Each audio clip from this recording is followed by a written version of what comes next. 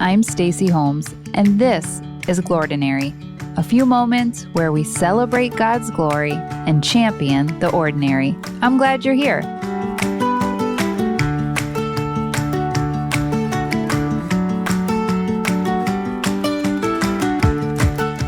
It's officially Christmas week, and if you're not quoting all your favorite Christmas movie lines, are you even doing it right? Like every time a bell rings, an angel gets its wings. Or we elves try to stick to the four main food groups: candy, candy canes, candy corn, and syrup. And of course, the classic, keep the change, you filthy animal. Yet before we bid adieu to George Bailey, Buddy the Elf, or the Wet Bandits / Sticky Bandits, we're a house divided on which Home Alone is better. There's just one more conversation to be had on our Advent Remembers series. We've hovered over hope, pondered peace, and journeyed toward joy. But now, let's linger on love, because Advent is an ongoing love story of this Father in heaven deeply moved, invested, and filled with compassion toward you and me, to find us, to rescue us, to save us. It seems too good to be true, but this everlasting love story is the story of Advent. Jeremiah 31:3 says, I have loved you with an everlasting love. I have drawn you with loving kindness. An everlasting love. I mean, you just gotta love a good love story, right? Well, I don't. At least not the Hallmark version, because let's be real. If you've seen one Hallmark movie, just go ahead and apply to be a writer. You'll get the job. The uptight city lawyer's forced to move back home to her small Connecticut town and serve out her community service for unpaid parking tickets, where of course she meets her former high school boyfriend turned lumberjack turned struggling Christmas tree farm salesman. After a chance encounter meeting him in the woods during her morning run, the two awkwardly reintroduce themselves. One broken engagement, jilted ex-fiancé, and random hot chocolate scene, the two embrace, kiss, and snow begins to fall. Cut! And that is pretty much every Hallmark movie ever made. Throw in a widower and or bakery, and you've just written yourself a Christmas bonus check.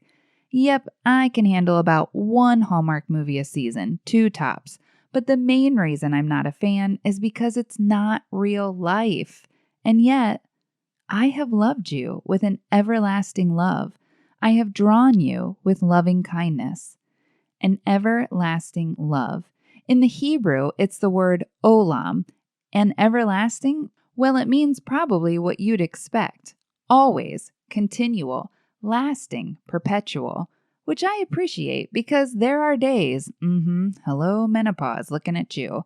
There are days I need to know someone is going to love me through all my olam days. So what is olam? Because I'm 100% confident it's nothing like what Hallmark movies try to tell us. Well, I mean, there is probably hot chocolate. But I thought I'd ask a dear friend to describe olam love for us. Her story is found in Genesis 16, 1 through 13. Now, the quick version is nothing like a Hallmark movie. Shoot, the long version is nothing like a Hallmark movie. It's kind of sad, actually. Abram and Sarai, they're childless. Yet God's promised Abram a legacy of descendants that are too numerous to count. But right about now, it's not too hard to count to 0. Carry the 0, yep, still 0.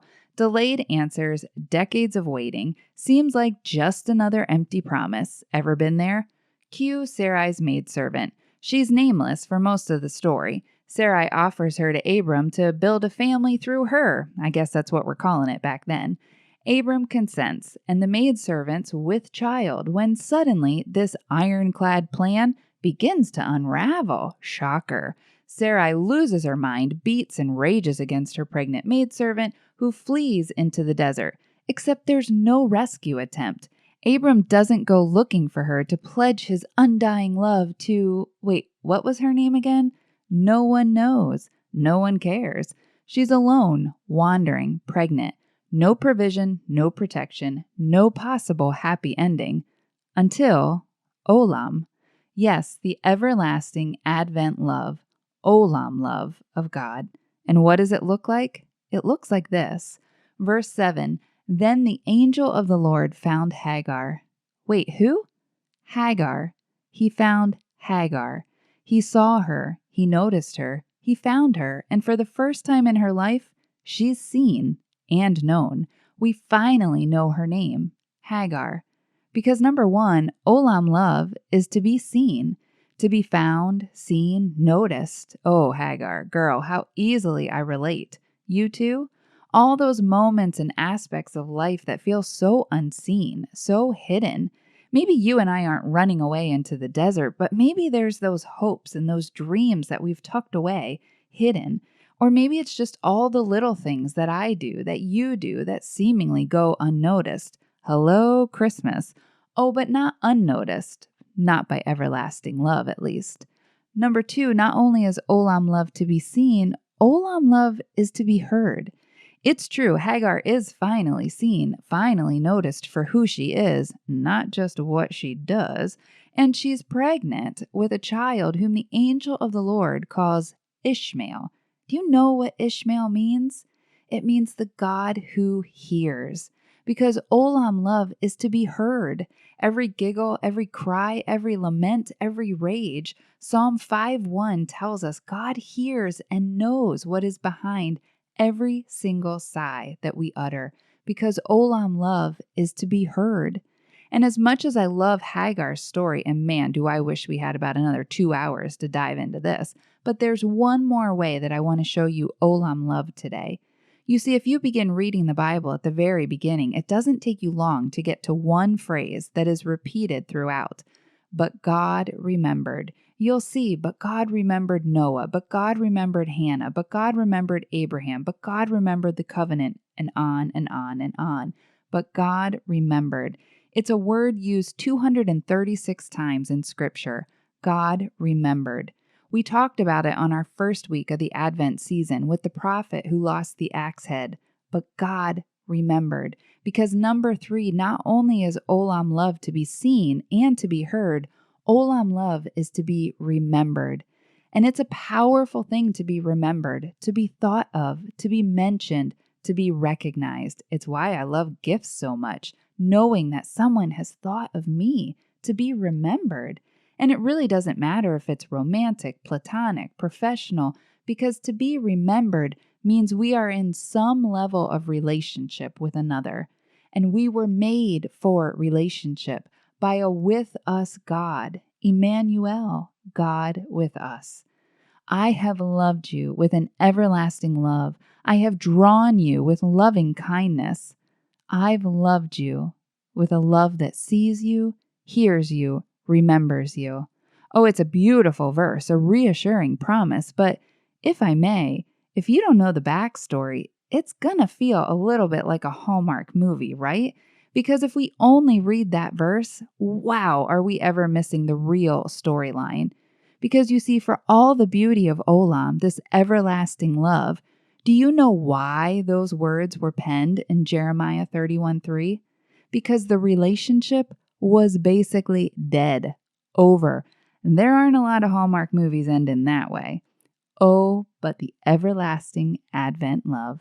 You see, the entire book of Jeremiah is pretty much a last-ditch effort to save Jerusalem. God's relationship with his people was hanging on by a thread. They wanted nothing to do with him. In fact, they were quite literally in bed with others. Their gods, their beliefs, their lies about good vibes, and you deserve to be happy. We've got a series about that. But the real story is that Babylon was closing in, ready to destroy everything, burn it to the ground, and carry them off as prisoners, which they did. And for 40 years, Jeremiah watched these things and wrote. He watched his friends and family members turn away from the God who sees, hears, and remembers, just to chase after another fantasy, fake and phony quick fixes, the Hallmark Christmas version when everlasting love was available. During this time, when the relationship ain't working, when stuff just got real, this is the backdrop when God says, I have loved you with an everlasting love.